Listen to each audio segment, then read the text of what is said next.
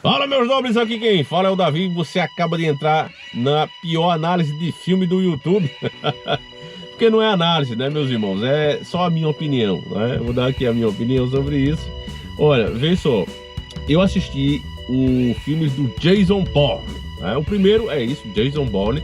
O cara aparece boiando e é salvo lá por um cargueiro, né? O cargueiro é fogo. O cargueiro deve ser alguém lá do PT, né? Mas vamos lá. Ele é salvo ali, né? Você vê que ele tem uma habilidade. Na hora que o médico lá tá tirando as balas dele, ele desperta assim, mesmo cansadão, machucado, ainda consegue ali meio que surpreender o médico. E aí, você tá ali na pele de um cara, a gente começa a acompanhar um cara desmemoriado e que vai percebendo que era alguém realmente perigoso, alguém envolvido com alguma coisa grande, né? Aos poucos ele vai descobrindo isso.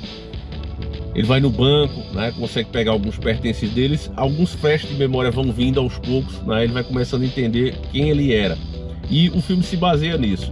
O Bourne, meus irmãos, eu comparo ele com Missão Impossível. Eu acho, né, creio eu, que o diretor... Você sabe que nada se cria, né?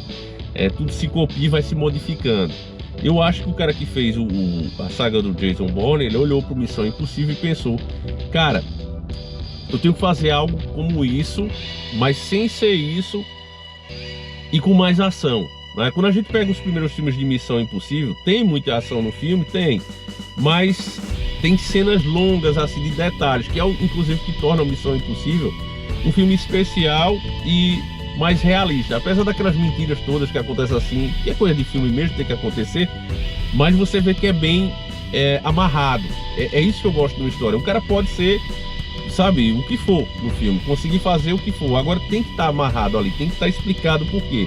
Por exemplo, no primeiro filme do Missão Impossível, você vê o quê? O Tom Cruise usar muito aquelas máscaras, né, de látex, ele consegue mudar a forma dele. Então, isso é uma coisa que acontece na vida real, é baseado mesmo no que os agentes fazem. Tinha um, inclusive, aqui na minha cidade que atuava, e depois o cara começou a exterminar a gente e tal, acabou dando um rolo e tal, mas ele se disfarçava assim mesmo, de mulher, se disfarçava de velho, né? Então um cara lá de 27 e 28 anos, de repente entrava um senhorzinho ali, ó, todo murcho, mas era um cara, né?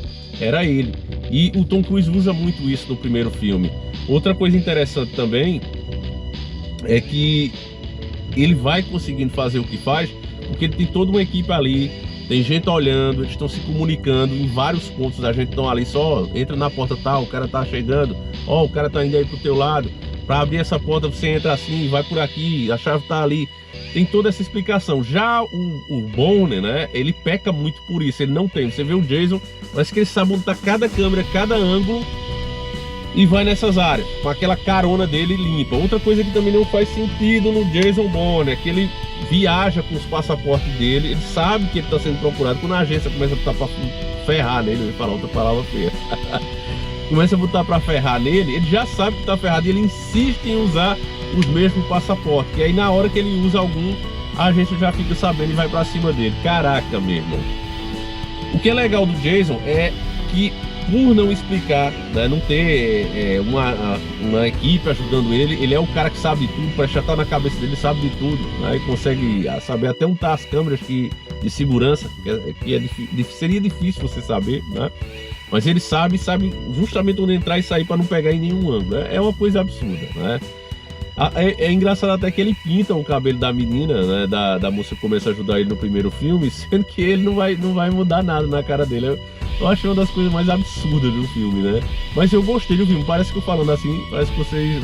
pô, esse Davi só tá criticando o filme. Tu gostou, cara? Gostei, mano. Eu gostei do filme. Porque tem muita ação. E a história do personagem é envolvente. E a forma como ele vai se envolvendo com a moça, né, também é uma coisa que eu gostei, né? Ele oferece, ó, me leva, acho que até a França, né, por 20 mil euros lá, uma grana alta. E ela diz, caramba, eu vou. Ela estava querendo viajar para os Estados Unidos, estava sem grana. Então ela vai. Só que no decorrer, né, da história, os dois vão se envolvendo ali. Eu não vou dar muito spoiler aqui não, tá certo, família? Mas no primeiro filme, aquele final, eu acho que salvou muito, né? É uma coisa legal, uma coisa que os filmes estão precisando, aquele final feliz, aquele final ideal, né? Pra quem lutou tanto, porque a vida já é tão dura, mano. Pra que fazer, né? Final triste e ruim. Acaba de forma perfeita, né? não vou dizer, mas assim, simplesmente parece os dois estar no paraíso e, enfim, né, livres de todos os problemas. No segundo, quando eu já vi a história do segundo, eu digo, cara, vou mexer no que tá quieto. Mas ficou legal o filme, né? Ficou legal, conseguiram ali me escavacar. A gente descobre que é o que a gente fala de teoria da conspiração, sempre sabe, você vê ali o persona, mas por trás dele tem muito mais coisa do que a gente imagina, do que é apresentado, do que é falado. Então, isso fica claro no Jason Bourne 2, né? Que é Supremacia Bourne, né? O nome dele. Já o terceiro, meus irmãos, aí realmente começaram a dar uma forçada, né? Eu não vou dizer o que acontece, mas não precisava acontecer o que aconteceu com a moça, né? Que ela participa do primeiro, segundo e começa no terceiro ali com o Jason. O que acontece com ela é terrível e desnecessário. Agora, eu entendi que aconteceu porque tinha uma personagem do primeiro e segundo filme, e aparece nesse terceiro de novo, que é aquela menina que trabalha para a agência, né? Que sempre ela meio que ajuda o Bourne e fica meio sem explicação. Por que ela ajuda o Bourne? Ela tem muitas informações, ela estava por dentro das operações, e mesmo assim ela ajuda o Bourne, né? Sabendo que vai ficar contra os seus superiores e vai colocar meio que um alvo nas costas. No terceiro filme a gente entende, né, o porquê disso. Ela teve um caso com o Bourne, ou seja, era namorada dele, provavelmente, mas o Bourne esqueceu. Então eu achei que isso ia vir num próximo filme, ou naquele filme, o desenrolar desse romance, né? Então meio que acontece o que acontece com a menina do primeiro e segundo filme no terceiro, para desenrolar esse novo caso amoroso, que ia ficar muito legal. Eu fiquei puto por ter acontecido isso com a menina, mas como ia ter essa coisa que para mim encaixava melhor, porque os dois são agentes, né? Os dois trabalhavam para a mesma organização. Principalmente é o que acontece muito na vida real, família, que quando você trabalha demais, né, numa empresa, é normal que você meio que namore uma funcionária, namore uma cliente, porque você vive muito na empresa. Quem trabalha muito, a gente acaba conhecendo as pessoas ali do nosso meio e acaba rolando ali mesmo, uma necessidade também, né?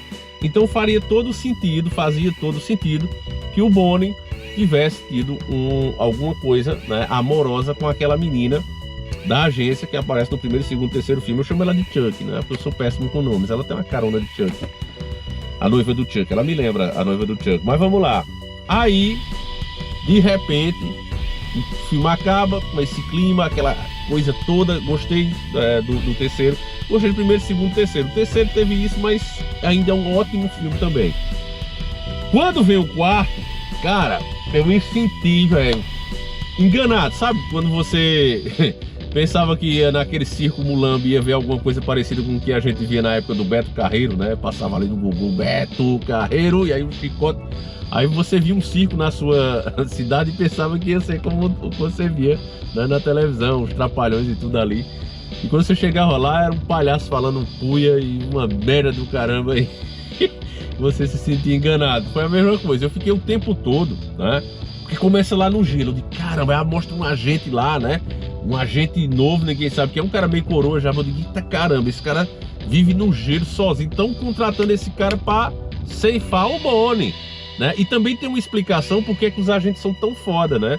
É porque eles tomam uma droga também que aumenta aí 4 ou 5% a força física, a agilidade e tudo mais. Aí faz, tipo, a história começa a ser explicada melhor, né? Porque você tem esses detalhes. Inclusive ele é viciado acaba viciando essa droga, né? E pra mim faz mais sentido porque explica um pouco porque o Bourne, por exemplo, era tão bom, né? Tão bom agente. Já é meio como se fosse sobre-humana as habilidades dele, né? E nesse quarto explica. E eu pensando, né, que é o legado Bourne. Eu achava que a qualquer momento apareceu o Bourne. E achei que, inclusive, até a metade do filme, que aquele agente ia ser colocado no rastro do Bourne. Talvez um cara mais melhorado, mais forte fisicamente, que iria caçar o Bourne e vamos ver como é que o Bourne ia se sair dessa. Mas não tem Bourne. O nome é O Legado Bourne, não tem Bourne. Mano, que merda, né? Aí os caras tiveram uma ideia infeliz de fazer o quinto filme. Aí esmerdeou tudo. Aí, meu irmão, foi merda pra todo lado. O quinto filme, e isso é a opinião dos fãs mesmo. Eu vi muita gente, né, comentando nos trailers do filme que foi desnecessário. Eu assino embaixo. Não tinha necessidade nenhuma de fazer o quinto filme, ainda mais com aquela história merda, né? Parece que o cara que fez o quinto, ele não teve a capacidade e nem a boa vontade de entender tudo que já tinha sido construído nos outros filmes para dar continuidade, sabe, família? Como se, sei lá, você contratasse um cara que faz sei lá, o Cavalo de Fogo, pegasse o cara que fez o Cavalo de Fogo e botasse ele para comandar o desenho dos Flintstones, sabe? Dois universos diferentes. O cara não tem a mesma visão de nada. Para ele tem que ser de um jeito, para esse de outro jeito. Foi o que fizeram, né? Porque o cara pega o personagem e constrói outra história em cima, esquecendo tudo que já tinha acontecido e o caminhar daquelas histórias que deveriam ser apresentadas agora no quinto filme, já que ele inventou de mexer, né? Então é triste o quinto filme, né? Realmente não deveria existir, mas se você quer a minha opinião, o primeiro e o segundo filme são sensacionais, vale muito a pena você assistir. O terceiro ainda vale também, né? Mas infelizmente, com a continuação que o terceiro acaba tendo no quinto, né? Porque é primeiro, segundo, terceiro, quinto, você pula no quarto. O quarto tem nada a ver com a história, ele foi cortado, né? Até porque foi bastante criticado, o ator também não conseguiu chegar nem perto do ator que faz o Jason Bourne, que eu esqueci o nome do infeliz, mas enfim, né? Essa é a minha opinião, é um bom filme, recomendo, né? Missão Impossível continua sendo ainda melhor, é mais detalhado e tal, mas eu gostei das cenas de ação do Bourne, né? Achei legal, e principalmente aquela música do final, mano, eu tava até ouvindo ela aqui, pra vocês verem que eu não estou mentindo. Deixa eu botar aqui só pra vocês verem. É uma música do caramba, mano. Aquilo ali, caraca, velho. Deixa eu colocar aqui pra vocês verem rapidinho. Cadê, velho? Cadê? Quando é que a gente tá procurando um negócio e eu vou dar conta, não. Vou botar desse jeito aqui. Achei, peraí, música do Davi. Eu tenho a minha playlist, né? Aqui, família, ó. Tem que vir 10 propaganda, né? Agora quando você bota uma música, mano, tá fogo aqui, viu? Ó.